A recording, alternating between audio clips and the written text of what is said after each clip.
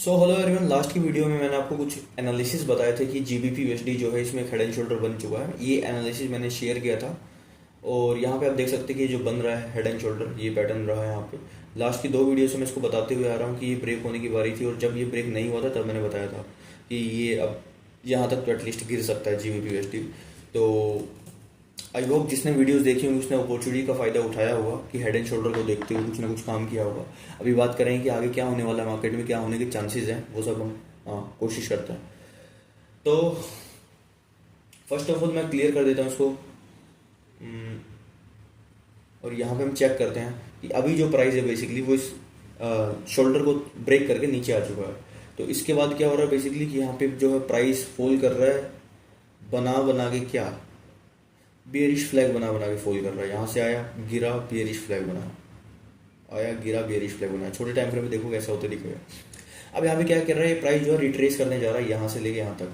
कि यहाँ पे गिरा था, उसके बाद में यहाँ से हो सकता है वापस फिबोनाची के लेवल तक रिट्रेस करने जाए, फिर वापस से गिर जाए ऐसा।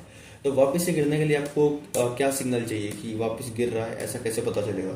तो देखो दो तीन चीज़ें हो सकती है। या तो आप प्राइस एक्शन से थोड़ा पता कर रहे हो कि प्राइस एक्शन से कैसे हम पता कर रहे हैं कि यहाँ पे ये जो है ऊपर जा रहा है, उसके बाद ऐसे आ रहा है, उसके बाद हल्का सा ऊपर जाए और फिर ऐसे गिरे, तो एम पैटर्न फॉर्म हो जाएगा यहाँ पे और स्ट्रक्चर जो है वापस चेंज हो जाएगा सेल साइड पे। तो जैसे ही फिर ये एम पैटर्न की नेकलाइन ब्रेक होगी, फिर उसके बाद आप फिर से ट्रेड में एंट्रीज लेना शुरू कर सकते हो, पहली चीज़। और दूसरी चीज़ क्या है कि आप 6 का और 9 का मूविंग एवरेज लगाओ। यहाँ पे मैंने 6 और 9 का मूविंग एवरेज लगाया। अब तो ये हमसे अपोजिट साइड में इसने कट किया हुआ है, बिकॉज जो ट्रेंड है वो डाउन ट्रेंड है। डायरेक्शन हम सोच रहे सेल साइड की सोच रहे हैं, बट इसने जो अपोजिट साइड कट दे रखा है कि ब्लू वाले ने रेड वाले के ऊपर की साइड है, मतलब छोटा वाला जो हमारा बड़े वाले के ऊपर की साइड है। हम क्या चाह रहे हैं कि वापस जब मूवमेंट आएगी, सेल साइड की तरफ की मूवमेंट आएगी, तो ये वापस उल्टा ऐसे काटेगा और जैसे ही ऐसे ब्रेक करेगा और जैसे ही प्राइस का स्ट्रक्चर टूटेगा, कॉन्फिडेंटली फिर से ट्रेड ले सकते हो अपना सेटअप को देखते हुए। ठीक है, तो जीबीयूएसडी में एनालिसिस सिंपल सा है कि इंट्राडे के लिए अगर आपको काम करना है तो आज ऐसे कुछ कर सकते हो। चलिए नेक्स्ट पेयर पे चलते हैं, जीबीपी जेपीवाई। इसमें मैंने बोला था कि जीबीपी जेपीवाई में जो है बिल्डअप हो रहा है, मतलब एक ना एक साइड अभी इसको तेजी से फटना है, या तो ऊपर या तो नीचे, और ये तेजी से फट गया है आपकी बार नीचे की तरफ। तो जो इसका स्ट्रक्चर एक बार के लिए डाउन आया है और जैसे ही ये लेवल ब्रेक हो जाता है इसका मेन स्ट्रक्चर भी टूट जाएगा। और फिर जीबीपी जेपीवाई में भी डायरेक्शन जो है लार्जली क्या रह सकती है, बेरिश रह सकती है। और जो ट्रेंड लाइन है इसके ऊपर जितनी भी लिक्विडिटी पड़ी है यहाँ पे, कि यहाँ पे यहाँ पे यहाँ पे यहाँ पे हो सकता है फिर ये सारी की सारी एक बार के लिए ली जाएगी। ठीक है, तो इसमें जो चीज़ हुई है वो ये हुई है। इंटरडे के लिए करना क्या कर सकते हो कि 1 आवर टाइम फ्रेम पे जाओगे, उसके बाद 1 आवर टाइम फ्रेम पे जाने के बाद क्या चूज़ करोगे कि डायरेक्शन तो ऑफकोर्स हमारी बेरिश ही है, बट हम देखेंगे कि एक बार के लिए अगर ये रिट्रेस करके ऐसे जाता भी और फिर जब वापस इस लेवल के नीचे, सबसे सेफ सेल रहेगा इस लेवल के नीचे। यहाँ पे जब ये आ जाए तो उसके बाद में कंफर्मेशन एंट्री देखते हो, बस सेल मारना शुरू करना। और ये कोई ट्रेडिंग कॉल नहीं है, एनालिसिस के लिए मैं बोल रहा हूँ कि ऐसा एनालिसिस आपको देखना है। गोल्ड, अभी गोल्ड की मैं बात करूँ तो गोल्ड मैंने बताया था कि रेंज में रहने वाला है, तो यहाँ से लेके यहाँ तक बड़ी सी रेंज है गोल्ड की। तो गोल्ड जो एक रेंज के ही अंदर है अभी तो, और उसका एनालिसिस देखते हैं फिर भी। उसी रेंज के अंदर है, उसका करंटली हमारे पास कोई खास एनालिसिस है नहीं। तो साइडवेज टाइप का आप बोल सकते हो कि यहाँ पे जो गोल्ड 4 आवर टाइम फ्रेम की अगर बात करता हूँ तो साइडवेज होया हुआ है। साइडवेज का मतलब क्या है कि अगर आप देखोगे तो इक्वल हाई इक्वल कुछ टाइम से बन रहे हैं, कि ये जो था इक्वल था, ये जो था इक्वल था। तो यहाँ पे जो इक्वल हाई इक्वल लो बनना शुरू हुए, तो जब तक कोई खास स्ट्रक्चर नहीं आए तब तक हम कुछ भी नहीं बोल सकते। हालांकि इंट्राडे और स्कैल्पिंग के लिए कुछ ना कुछ जरूर बोल सकते हैं, तो देख लेते हैं उसमें कोई अपॉर्चुनिटी बन रही है क्या। तो 15 मिनट्स, अभी 15 मिनट में क्या देख रहा हूँ, अभी 15 मिनट में जो है मूविंग एवरेज को हाइड करते हैं because we do work on price action. और 15 मिनट में जो है ये बन रहा है हमारा बेरिश बैनेट टाइप का कोई पैटर्न फॉर्म हो रहा है यहाँ पे। जो ब्रेक वो बना है, ब्रेक हुआ, टूटा है, ये रहा। तो बस आप इन पैटर्न्स के बेस पे छोटी छोटी ट्रेड्स आप प्लान कर सकते हो, बाकी कोई क्लियर डायरेक्शन नहीं है 15 मिनट के टाइम फ्रेम पे भी। ठीक है, नेक्स्ट आते हैं बीटीसी में, बिटकॉइन। अभी बिटकॉइन में जो है लेवल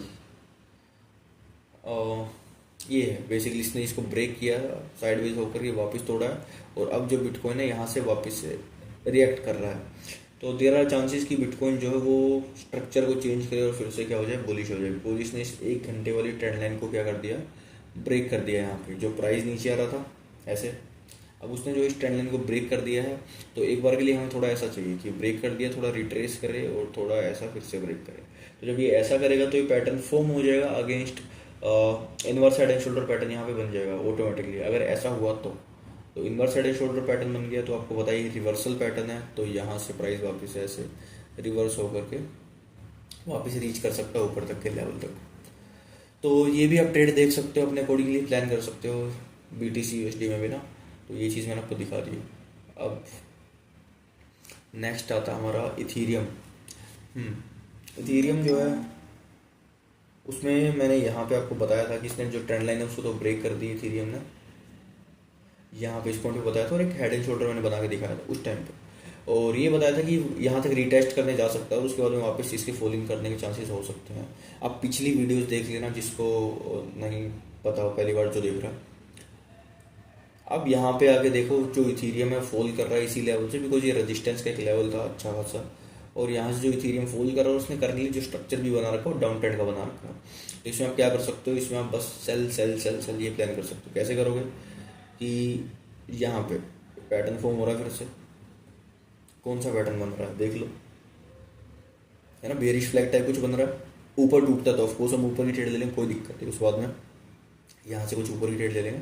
बट ज़्यादा बेटर कौन सा रहेगा पता है, ज़्यादा बेटर ये रहेगा कि ये नीचे की तरफ ब्रेक होगा, और जब ये नीचे की तरफ ब्रेक होगा और 6 का और 9 का मूविंग एवरेज हमारे फेवर में वापस से आ जाएगा, जब हमारे फेवर में वापस से आ जाएगा 6 का और 9 का मूविंग एवरेज, और थोड़ा सा एक अच्छी कैंडल के साथ ब्रेक देगा, ऐसा नहीं कि इस रेंज के अंदर अंदर रह गया और ये मूविंग एवरेज ने क्रॉस दे दी और मैंने ट्रेड ले ली, नहीं, अच्छी कैंडल के साथ ये ब्रेक दे, रीटेस्ट करे, वापस जब तोड़ता है तो उसके बाद हम फिर से यहाँ पे प्लानिंग मार सकते हैं इथीरियम में भी। ओके, नेक्स्ट आता है हमारा यूरो USD। यूरो USD को देख लेते क्या है। अब ऑफकोर्स ये जो एनालिसिस बार बार नहीं कर रहा है, कल लास्ट जो है लास्ट वीडियो जो मैंने बनाई थी 2-4-5 दिन पहले तब का किया हुआ है, तब से ही अभी तक ये है।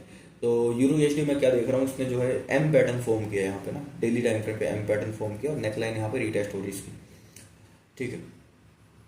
तो गिर रहा है बेसिकली, तो यहाँ से लेके यहाँ तक फिबोनाची पुल करूँगा क्योंकि एक बड़ी सी स्विंग आई थी यहाँ से लेके यहाँ तक, और फिबोनाची का 0.5 के लेवल पे आके और एम पैटर्न की नेकलाइन भी यहीं पे मैच हो रही है।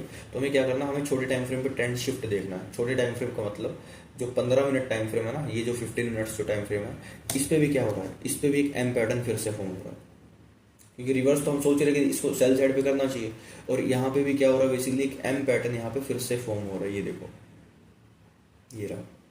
अब अगर ये वापस नीचे की तरफ आ जाता है, इसको ऐसे ब्रेक करते हुए, इसको ऐसे ब्रेक करते हुए वापस नीचे आ जाता है, तो हम फिर से सेलिंग प्लान कर सकते हैं यूरो USD में। तो ये कुछ ट्रेड अपॉर्चुनिटीज़ हैं जो पोटेंशियली आपको कुछ प्रॉफिट्स बना करके दे सकती है, और अपॉर्चुनिटी नहीं, मैंने आपको सिर्फ और सिर्फ एनालिसिस शेयर किया है, बाकी आप देखना अपनी मर्जी से। इसमें लर्निंग भी ज़रूर मिलेगी एनालिसिस में। और इसके साथ चलिए मिलते हैं नेक्स्ट वीडियो में, टिल द टाइम सब्सक्राइब कर लीजिए चैनल को। Thank you so much.